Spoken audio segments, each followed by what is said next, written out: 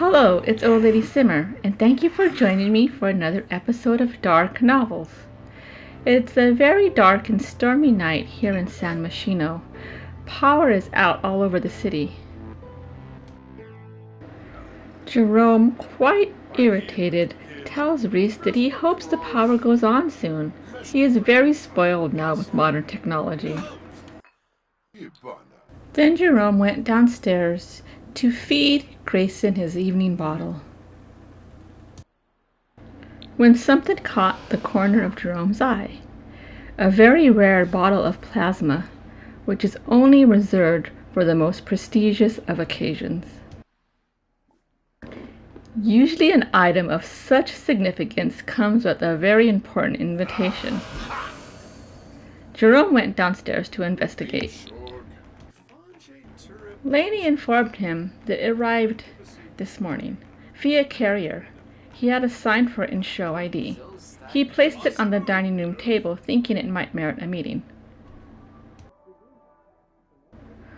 Oh man, Jerome needs a drink.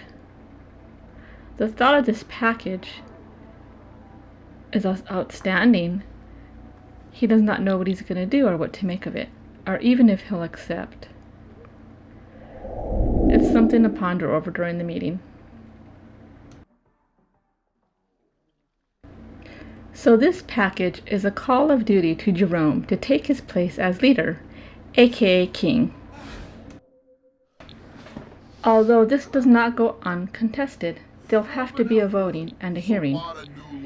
And I would need a spouse to stand by my side. Not to put pressure on you, Naomi, but if there was ever a time, it's now. Naomi gets up, goes to Jerome, and gives him a hug. Flaut's people are enemies. They're monsters, even by our standards, and we're monsters too. Let's do this. Let's take charge. I will be your wife. I will be your queen. Together we will rule. Oh, my love, I will want nothing more than for you to be my queen for eternity. They have been doing some construction in this house. Naomi moved upstairs with Jerome into his master bedroom. They fixed it up quite nice, letting Naomi give it her special touch. They also turned Jerome's coffin room into a nice little bedroom for Grayson.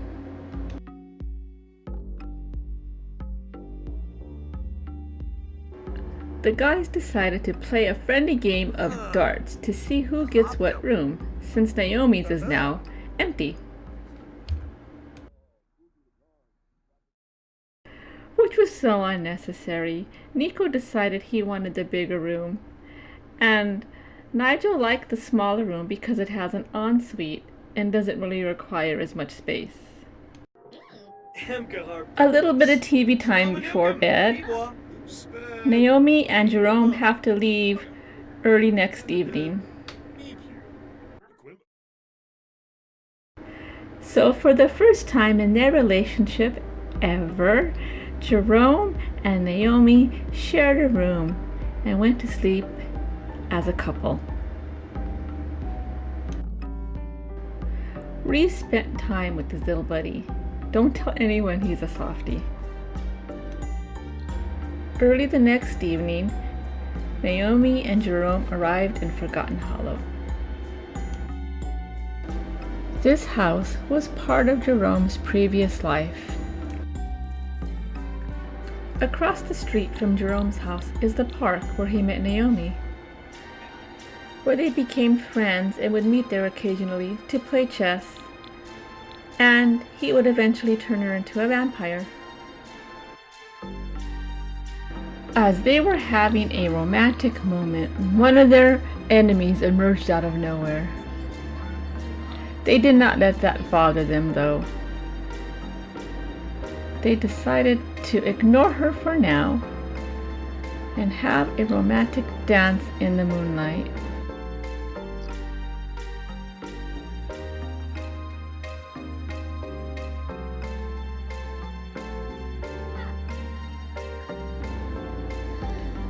It's been quite a few years since Jerome has been in this house.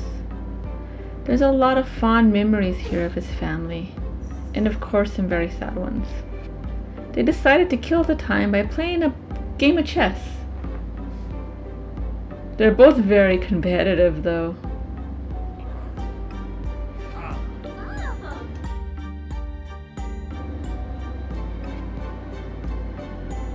Of course Jerome likes to cheat.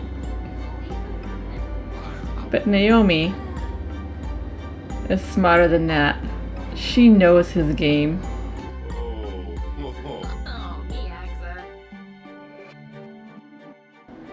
Jerome finally made his way up to his daughter's bedroom.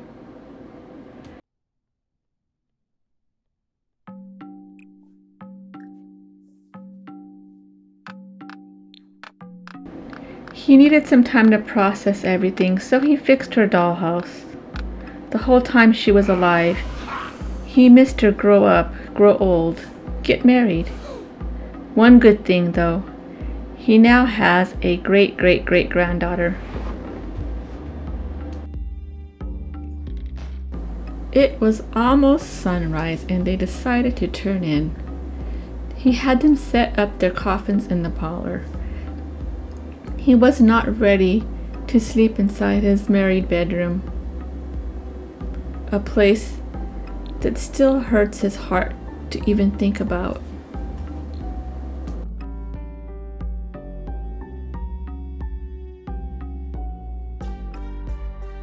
Here in the middle of the park stands Flatus's statue,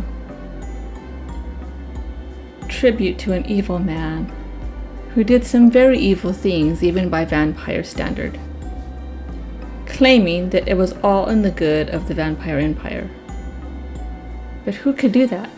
Who could separate a child from their parents, their mother? Let them think they were gone forever. Unacceptable.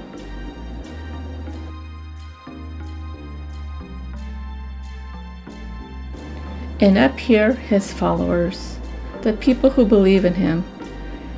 It must take some truly evil people to think that all the evil stuff that he's done is okay. And no matter what he does, still stand by his side, no matter how horrible and horrific. They're the enemies to Jerome, and Jerome is not safe, and neither is Leia or his family as long as they're in power.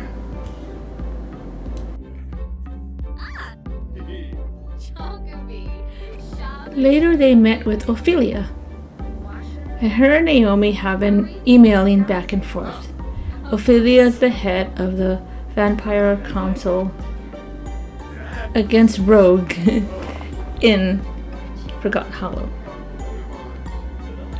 The rest of the gang and the committee came over. They're led by Caleb. Caleb's their maker. They're all saying that they are going to back Jerome and make sure he gets pushed forward to be the head of the vampire. They decided to go confront Flaud's people. Just give them a heads up that they were there now and going to take action, and Jerome was going to take his place as leader.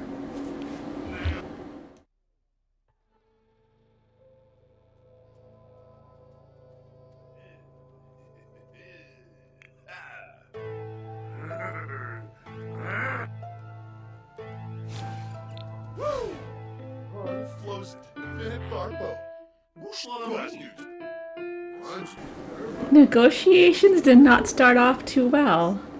Of course there was disagreements. The rogue vampires do not want a leader, and they want to take revenge on Jerome for what happened with Flaud. Jerome did not kill Flaud though. He just turned him human. No one knows where he is though, till this day, or what happened to him. And you knew all along. You were the one that helped Flaud take my daughter. You placed her in another family, and I never saw her again. Sawada, Farepi, Quasinex, Tibana. Negotiations went on till the morning light. Ultimately, there's gonna have to be a battle for power, and Jerome is prepared.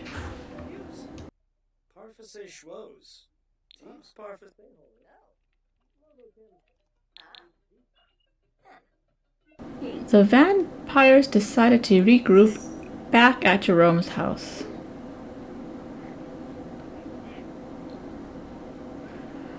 Jerome was very tired and asked everyone to leave.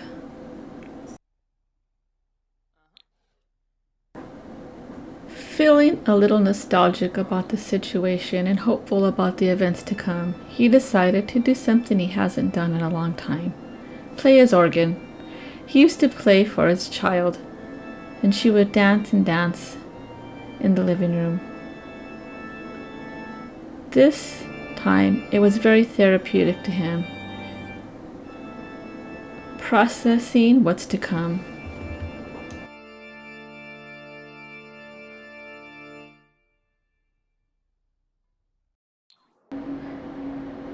There are a lot of memories in this house that Jerome holds dear, but it's also very painful for him to be here. The memory of his human life and his family, and how much he missed of their lives, all because of everything that's happened the past century. He would like to dedicate a room just to them, and perhaps give some photos to Leia, since they're her family too.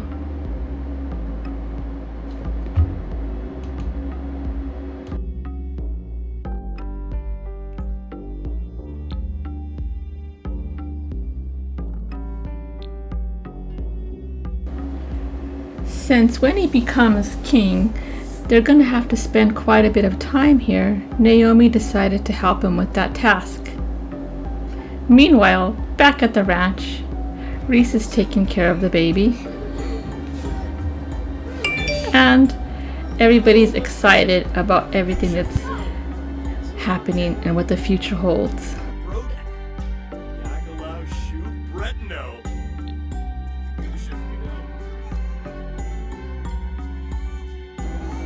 And here he is, future prince.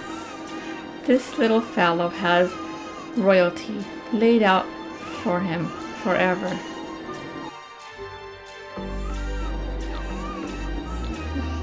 Nico is going to come up and check on him in a bit and make sure that he's doing well.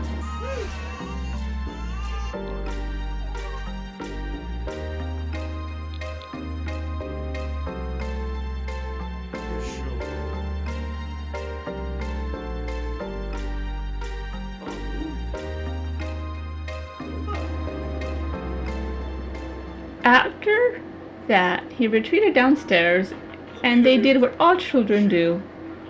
When Dad is away, they partied and danced and danced. They look like they're having a good time, no? They deserve it, though. They really work hard for their master.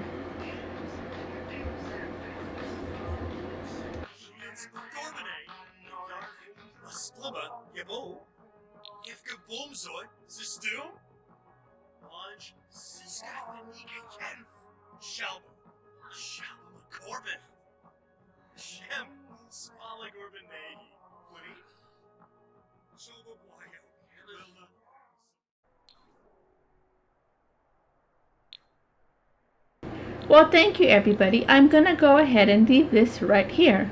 There's some big changes for Jerome in the future. A lot of stuff going on with this family, and I hope to see you again, and I hope you enjoyed yourself.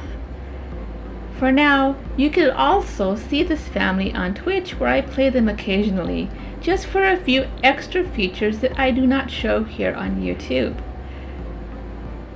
Thank you, and I will see you soon. Don't forget to like and subscribe, and you can also follow me on Twitter and Twitch as well.